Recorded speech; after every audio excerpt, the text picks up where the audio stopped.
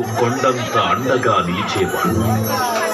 మనసులో తలచిన వెంటనే గుండెల నిండా ధైర్యాన్ని నింపగలిగే మహాయోగి, అభయహస్తంతో ఎల్లవేళలా మనల్ని కాపాడే ఆ పవనపుత్రుడిని ఇప్పుడు మనసారా శ్రీ పంచముఖ ఆంజనేయ స్వామిగా అవతారమెత్తిన దృశ్య రూపంలో తిలకిద్దాం రండి.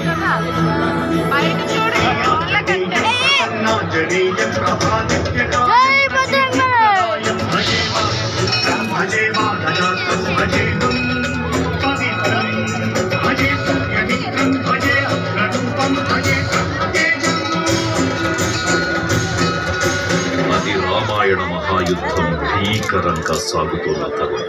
శ్రీరామచంద్రుని సారథ్యంలో వానర సైన్యంతో విజృంభిస్తూ లక్ష్మణస్వామి తనతో పోరాటం చేస్తున్న రావణుడి కుమారుడు ఇంద్రజిత్ తలని బాణంతో ఒక్క వేటుతో వేరు చేశాడు. ఇంద్రజిత్ మరణం విన్న రావణుడు ఆవేశంతో ఊగిపోయాడు. ప్రతీకారం కోసం పాతాళ లోకాధిపతి తన సోదరుడు అయినటువంటి మహిరావణుడి సహకారం కోరాడు.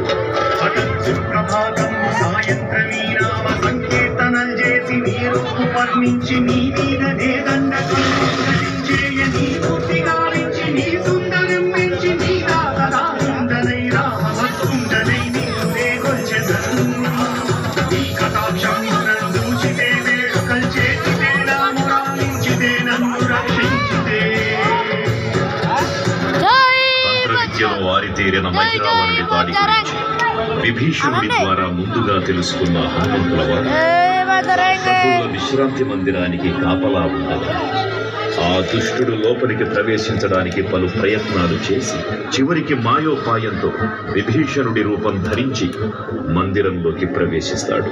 నిద్రిస్తున్న రామలక్ష్మణులను అపహరించి పాతాళ లోకానికి తీసుకుని పోతాడు. అంజనాదేవి గర్భాన్వయా దేవని నిత్సనీరెంత వారన్ దయాశాలి వైదూచియుండాత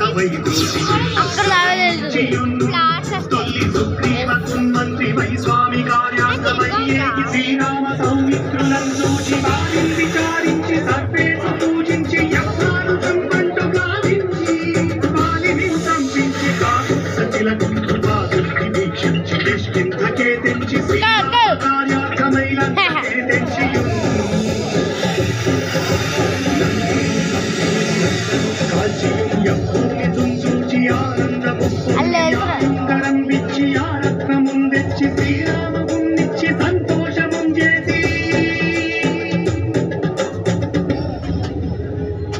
తన ప్రభువులను కాపాడుకోవడానికి వాయువేగంతో పాతాళ లోకానికి చేరుకున్న ఆంజనేయ స్వామికి సగం మొసలి సగం వానర రూపంలో ఉన్న వింత జీవి ముఖద్వారం వద్ద కాపలా కాస్తూ కనిపిస్తుంది.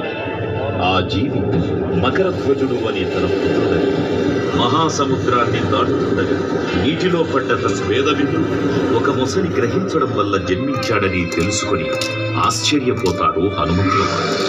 తన పుత్రుడిని యుద్ధంలో ఓడించి పాతాళ లోకంలోకి ప్రవేశిస్తాడు.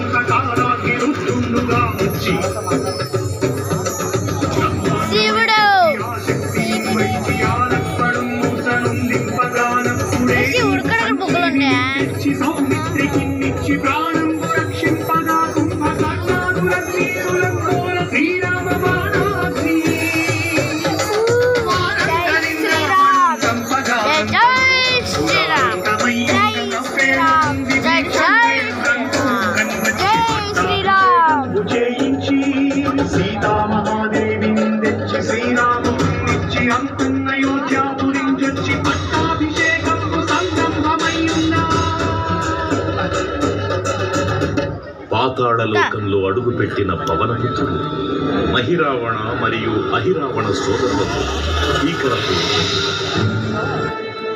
5 దిక్కులలో ఉన్న 5 దీపాలను ఒకేసారి ఆర్పడం ద్వారా మాత్రమే వారి మరణం సంభవిస్తుందని చెప్పగారు.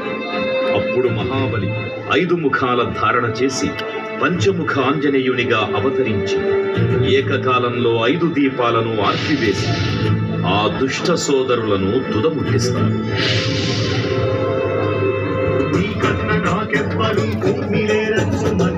శ్రీరామ భక్త ప్రశస్తంగా నిన్ను సేవించి నీ కీర్తనలు చేసిన పాపములు భాగ్యములు కలుగునే సామ్రాజ్యములు కలుగు సంపత్తులు కలుగును వానరాకారయో సప్తమంగారయో సంచారయో వీరయో వీర నీవే సమస్తం యాదారకం బ్రహ్మ మంత్రం పఠించటం వజ్రదేహం దాచి శ్రీరామ శ్రీరామయన్ మనస్ఫూటమైన ఎప్పుడు తప్పకన్ తనకు నా జిహ్వయందు నీ దేహము త్రైలోక్య సంచారివై రామనామాకి సంచారివై గౌతని జ్వాల కల్లోల వీర హనుమంత ఓంకార శబ్దంబులన్ భూత ప్రేతంబులన్ పిశాచంబులన్ శాలిని రాతి విద్యాబులన్ కాలి దెయ్యంబులన్ ముష్టిఘాతంబులన్ బాహుదండంబులన్ రోమఖండంబులన్ తుంచి కాళాతిరుతుంగవై నీ బ్రహ్మై జనేదంబులను చూచి గాలోని నా ముక్తు నరసింహయంసు దయా దృష్టి వీక్షించి